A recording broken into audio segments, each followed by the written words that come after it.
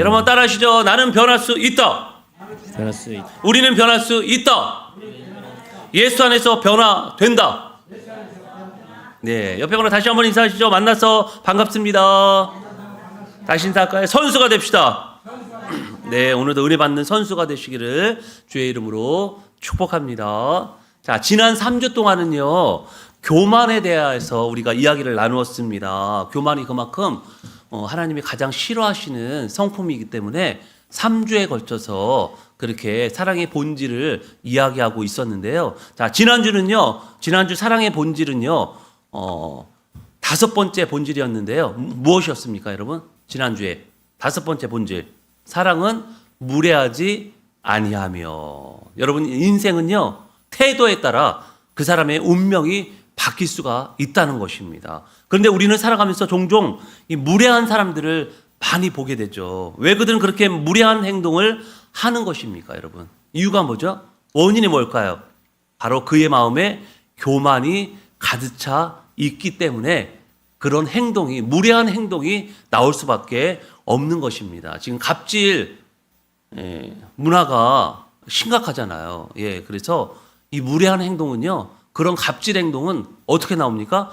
교만에서 나오는 거거든요. 내가 최고다. 예, 너는 내 밑에 있어. 내 종이야. 내 노예야. 이렇게 생각하는 사람들이요, 아랫사람을 하대하고요, 갑질을 하는 거잖아요. 자, 겸손한 사람은요, 태도부터 다릅니다. 어떠한 상황에서도 고맙습니다. 감사합니다. 최선을 다해보겠습니다. 덕분입니다. 축복합니다. 사랑합니다. 등등의 말들이 나오는데요. 무례한 사람은요, 예, 뭐가 문제야? 어휴, 정말 덤비게만 해봐라. 나 이런 사람이야. 까불지 마. 등등 무례한 말과 행동을 하게 됩니다. 자, 누구의 인생이 여러분 복을 받을 수 있을까요? 말해 뭐합니까, 여러분? 전자의 인생이 잘 될 수밖에 없습니다. 여러분, 신앙은 뭐라고요? 첫째도 겸손, 둘째도 겸손, 셋째도 겸손입니다. 겸손한 태도를 가진 사람은요, 잘 될 수밖에 없어요. 더 잘 될 수밖에 없습니다. 영원히 잘 될 수밖에 없는 것입니다. 우리 사랑하는 여러분, 잘 되기를 바랍니다. 더 잘 되기를 바랍니다. 영원히 잘 되기를 축복합니다. 아멘. 사랑하는 여러분, 5번째 사랑은요, 무례히 행하지 않는다고 합니다. 바로 태도가 인생의 운명을 결정한다는 것이죠. 남은 인생 아름다운 신앙의 태도를 가짐으로 잘 되는 역사, 더 잘 되는 역사, 영원히 잘 되는 역사가 여러분의 삶에 일어나게 되기를 다시 한번 주의 이름으로 축복합니다. 자, 오늘은 사랑의 본질 6번째인데요. 사랑은 뭐예요? 자기 유익을 구하지 아니하며. 5번째가 뭐라고요? 사랑은 자기의 유익을 구하지 아니하며. 자, 그리스도인의 사랑은요, 이기심의 정반대라고 합니다. 예. 그러니까 사랑이라는 것은요, 이기심의 정반대. 예. 그러니까 사랑과 이기심은요, 정반대말이라는 거예요. 그런데 많은 기독교인들이요, 자기밖에 모르는 신앙생활을 하고 있다는 것이죠. 이로 인해 예수님은 좋은데, 교회 가니까 예수님은 좋아요. 근데 예수 믿는 자들은 싫다고 하는 거예요. 여러분, 지금 전도하기가 왜 이렇게 힘들어졌습니까? 그리스도인들이 남을 위해 살아야 하는데 자기만을 위해 살아가기 때문에 그렇습니다. 이게 심각한 문제예요. 삶으로 우리가 그들에게 행동으로 보여줘야 되는데 불구하고 그냥 입으로만 신앙생활하는 모습을 보여줬기 때문에 이 전도가 점점점 힘들어지고 있는 것이죠. 자, 어느 교회에 2사람이 있었어요. 어느 교회에 이제 2사람이 있었는데, 한 사람은 늘 이렇게 말했습니다. 우리 교회가 왜 이렇게 불편해? 왜 나를 먼저 생각해 주지 않지? 그는 항상 자기 자리, 자기 편의, 자기 의견만 생각했습니다. 예배도 드렸고 봉사도 했지만 마음의 중심에는요, 늘 나가 있었습니다. 그런데 또 한 사람이 있었어요. 그는 오늘 이제 교회에 오면요, 늘 이렇게 말했어요. 오늘은 누구를 도울 수 있을까? 의자가 부족하면요, 먼저 양보했고요. 힘든 사람이 있으면 조용히 도왔습니다. 어느 날 교회에 처음 온 사람이 이렇게 얘기를 했어요. 이 교회는 참 따뜻하네요. 예수님이 어떤 분인지 조금 알 것 같습니다. 그 이유는 설교 때문이 아니라 한 사람의 사랑 때문이었습니다. 그래서 사람들은 말합니다. 예수님을 보지는 못해도 그리스도인의 사랑을 보면 예수님을 알 수 있다. 예수님이 누군지를 알 수 있으려면요. 누구를 봐야 된다고요? 그리스도인들을 보면 된다는 거예요. 그리스도인들을 보면요. 예수님을 알 수 있다는 것이죠. 여러분, 인간은 죄로 인해서요. 타락하고 말았습니다. 그것도 끔찍한 모습으로 타락한 거예요. 지금 미국과 이란과의 전쟁, 몇 년 전에 발발한 우크라이나, 러시아 전쟁, 계속해서 세계 1차 대전, 2차 대전 어마어마한 전쟁들이 많았잖아요. 이렇게 끊임없이 인류는요, 싸우고 있습니다. 그래서 인류의 역사는요, 전쟁의 역사라 해도 과언이 아니에요. 여러분, 이 모든 전쟁은요, 자기의 유익만을 구하기 때문에 일어나는 일들입니다. 양보하지 않잖아요, 여러분. 다른 나라에 양보하는 거 보셨어요? 자기 나라에 불리하기만 하면요, 총을 쏘아야 되는 것이죠. 나한테 조금만 손해를 끼치면 두고 봐라 하는 식으로 덤벼드는 거예요. 이란과 미국 같은 큰 전쟁 말고도요, 사람과 사람 사이에 전쟁이 끊임없습니다. 지금 사람과 사람 사이에 막 싸우는 것이 지금 가정마다 막 있잖아요. 도대체 이 전쟁은 언제 끝날까요, 여러분? 안타깝게도 지금 일어나는 전쟁은요, 예수님이 이 땅에 다시 오셔야만 그때 비로소 전쟁이 끝나게 될 것입니다. 마라나타 주 예수여 어서 오시옵소서. 여러분, 주님이 오시는 방법밖에 없어요.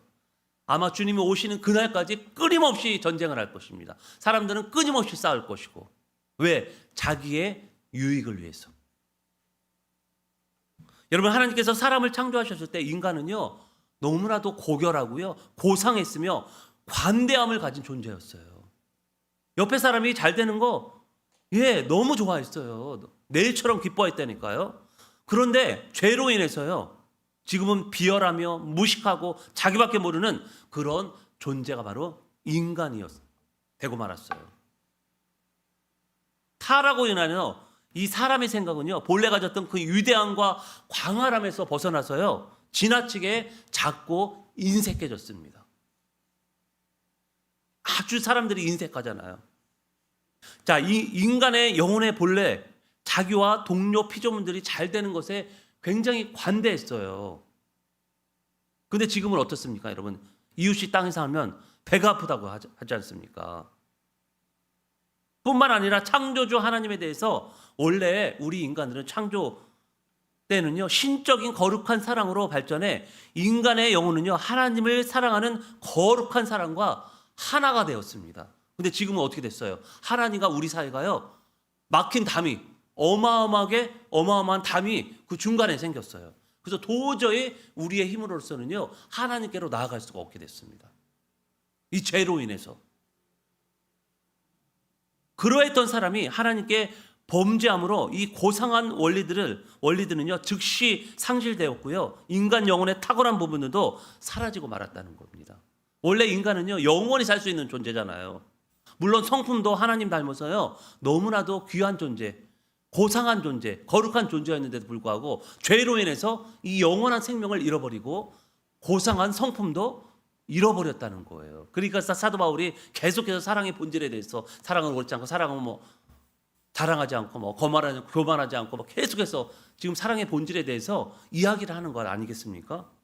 그렇지 않다면 우리가 죄를 짓지 않고 원래의 본 모습, 처음에 창조되었던 그 본 모습이 있었다면 아마 고린도전서 13장은 기록되지 않았을 거예요. 이렇게 인간은요, 자신의 영혼만을 아는 작은 공간에 갇혀서 칩거하게 됩니다. 들어가서 나오질 않아요. 조그만 방에 들어가서 나오질 않는 거예요. 결과적으로 이 죄라는 놈은요, 강력한 혈액 의고제와 같이 사람의 영혼을 자기 중심이라는 매우 좁은 차원으로 오므라들게 했다는 것입니다. 이 죄가 이만큼 무서운 거예요. 사람을 아주 옹졸하게 만들고요, 아주 소심하게 만들고요, 아주 불안하게 만들고, 찌질하게 만든다는 거죠, 이 죄라는 놈이. 그러니까 극심한 자기 사랑에 빠지고 말았다는 것입니다. 사람들이 하나님을 사랑하고 이웃을 사랑해야 되는데, 물론 자신도 사랑해야 되지만 자기만 사랑하는 그런 죄인이 되고 말았어요. 자, 이것을 전문 용어로 나르시즘, 자기애라고 이렇게 이야기를 합니다. 나르시즘 들어보셨죠?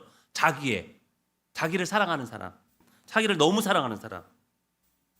여러분, 나르시즘이라고 그리스 로마의 신화에 나오는 나르키소스라는 사람이 있어요. 로마 신화에 나르키소스. 거기서 이제 유래된 말이 나르시즘이거든요. 나르시즘. 이 나르키소스라는 인물이 어느 날 호숫가에 갔는데요. 그 호숫가에 비친 자신의 모습을 보고요. 사랑에 빠졌어요. 자기를 너무 사랑한 거죠. 이 나르키소스는요, 며칠 동안 먹지도 자지도 않고요, 호수에 비친 자신의 모습만을 그리워하다가 그만 어떻게 됐을까요? 예, 호숫가에 비친 그 사람을 만나기 위해서 호수로 빠졌겠죠. 결국 죽고 말았습니다. 나르시즘에 빠진 사람을 나르시스트라고 해요, 영어로. 그러니까 이 말을 의학용어로 번역하면요, 자기애성 인격 장애자입니다. 예. 자기애성 인격 장애자. 자기를 너무 사랑하는 그런 인격적인 장애를 가지고 있다는 것이죠. 그래서 이 병에 걸린 사람은요, 아주 자기중심적이고요, 자기밖에 모르고요, 공감 능력이 부족하다고 합니다. 나르시즘은 특별한 사람만 걸리는 게 아니에요. 저도 있고 여러분도 조금씩 가지고 있습니다. 지잘난 맛에 산다고 하잖아요, 여러분. 어느 정도는 지잘난 맛에 사는 것도 나쁘지 않다고 저는 생각해요. 그런데 자존감이 필요하니까요. 그런데 이것이 지나치면 어떻게 돼요? 상대방에게 피해를 주게 됩니다. 그래서 이기심이 위험한 거예요. 나르시즘이 위험한 것입니다. 그래서 자기애성 인격 장애자라고 병명이 나와 있어요. 자, 이렇게 이기심이 난무하는 세상에 하나님은 말씀하십니다. 뭐라고 말씀하시죠? 내 이웃을 내 몸과 같이 사랑하라. 이것이 사람의 제일 되는 계명이라고 말씀하셔요. 그러나 주님께서는 우리가 자신을 사랑해야 함을 분명히 전제하고 계세요. 자신을 사랑하는 만큼, 자신을 사랑하는 것처럼 이웃을 사랑하라는 거예요. 자기를 사랑하지 않고 이웃만 사랑하는 것이 아닙니다. 주님께서는 내 이웃을 내 자신보다 더 사랑하는 그런 말이 아니에요. 더 사랑하라는 게 아닙니다. 내 자신을 사랑하는 만큼만 사랑하라고 말씀하셨어요. 예. 그렇다면은 내가 나를 사랑하는 만큼만 이웃을 사랑한다면요, 이 세상은요, 아마 전쟁이 없어질 것입니다.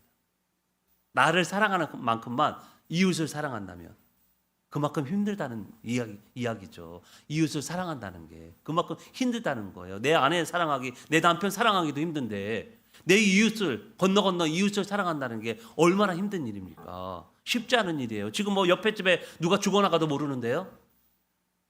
누가 사는지도 모르고 이름도 모르고 성도 모르고, 예? 몰라요. 지금 이웃에가 관심이 없습니다. 어찌됐건 우리 주님은요, 우리가 하나님 사랑 다음으로 자신을 사랑하고요, 그 다음에 이웃을 사랑하는 거예요. 그러니까 하나님만 사랑하고 자신만 사랑하는 게 아니라, 예, 하나님도 사랑하고 그 다음에 자기 자신도 사랑하고 자기 자신 사랑하는 만큼 이웃도 사랑하라는 말씀이죠. 과연 자기 자신만을 사랑하면 여러분 행복해질 수 있을까요? 과연? 결코 그렇지 않습니다. 로마 신화에 나오는 이 나르키소스처럼 결국 깊은 절망의 구덩이에 빠져들고 말 것입니다. 오늘 사랑의 6번째 본질은요, 사랑은 자기의 유익을 구하지 않는다고 말씀하고 있습니다. 이렇게 진정한 사랑의 정신은요, 자신의 것만이 아니라 다른 사람의 것도 생각나게 한다는 거죠. 그리고 나보다 남을 위해 살아가게 됐다는 것입니다. 우리 빌립보서 4장 2절의 말씀 한번 읽어볼까요? 4장 2절의 말씀, 빌립보서 한번 같이 한번 읽어볼게요. 시작. 각각 자기 일을 돌아볼 뿐더러 또한 각각 다른 사람들의 일을 돌아보아 나의 기쁨을 충만하게 하라. 예. 자, 이 말씀을 우리는요, 다른 이들의 유익을 구해야 한다는 것이죠. 이것이 그리스도로서 해야 할 선한 일이라는 것입니다. 교회에서 여러분 하는 일이 뭐예요? 예배와 봉사잖아요. 중요한 것은요, 사랑의 마음이 없이 해서는 여러분 밑 빠진 독에 물 붓는 격이에요. 사랑이 빠지면, 사랑이 없이 예배를 드리고 사랑이 없이 봉사를 하게 된다면요, 그것은요 그냥 허울에 불과합니다. 형식에 불과한 거예요. 사랑하는 마음이 빠진다면 결국 예배와 봉사로 인해 은혜를 받기는커녕 은혜를 잃어버릴 수 있다는 것이죠. 그래서 우리는요 반드시 그 중심에 사랑하는 마음으로 예배하고 사랑하는 마음으로 봉사를 할 때 하나님도 영광 받고요, 우리 사람도 기뻐하고. 사랑하면 오늘 사랑은 뭐라고 합니까? 사랑은 자기의 유익을 구하지 않는다고 합니다. 자기의 유익만을 구하는 것은요 사랑이 아니고 병이에요. 그것도 아주 중병입니다. 우리 그리스도인들은요 하나님의 형상을 닮은 그런 사람들이잖아요. 존귀한 사람들이잖아요. 그러므로 우리는요 예수님이 우리를 위해 죽으셨던 그 사랑을 닮아야 돼요. 닮아가야 돼요. 자신만의 유익만을 구하지 말고 남의 유익도 구할 수 있는 그런 아름다운 인격체, 아름다운 성품을 가진 우리 모두가 되었으면 합니다. 이러한 삶이야말로 하나님을 영화롭게 하는 삶으로 나아갈 수 있다는 것입니다. 남은 인생 하나님을 사랑하고 이웃을 사랑하며 참된 그리스도인으로 살아가시는 저와 여러분이 되시기를 주의 이름으로 축복합니다. 아멘. 옆에 뭐라고 인사하시죠. 사랑은 자신의 유익만을 구하지 않습니다. 네, 예, 자기밖에 모르는 사람, 이거 지금 오늘 말씀 기억하셔야 돼요. 예, 나도 사랑받아야 되고요, 옆에 사람도 사랑받아야 돼요. 예, 다 존귀한 사람들이, 하나님의 존귀한 자녀들이고요, 존귀한 사람들이기 때문에 그렇습니다. 앞으로 남은 인생 자신의 유익만을 구하지 않고 이웃의 유익도 구하시는 저와 여러분이 되시기를 다시 한번 주의 이름으로 축복합니다. 아멘. 오늘 말씀을 한번 묵상하면서 함께 찬양하고요, 결단의 기도 주님 앞에 올리도록 하겠습니다. 사랑은 언제나 오래 참고, 사랑은 언제나 온유하며, 사랑은 시기하지 아니하며, 자랑도 교만도 아니하며, 사랑은 물에 행하지 않고 자기의 유익을 구치 않고, 사랑은 성내지 아니하며 진리와 함께 기뻐한다고 합니다. 우리 함께 찬양하고 우리 결단의 기도 주님 앞에 드리도록 하겠습니다.